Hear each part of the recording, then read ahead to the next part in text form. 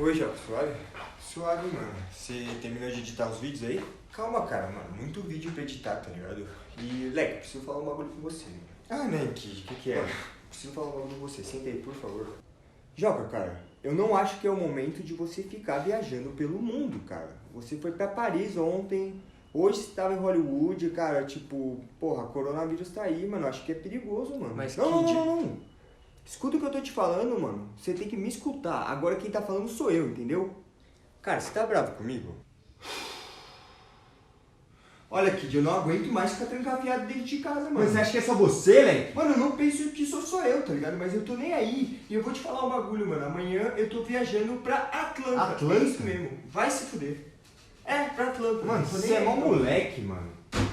Moleque é você, mano. Cala sua boca, tá ligado?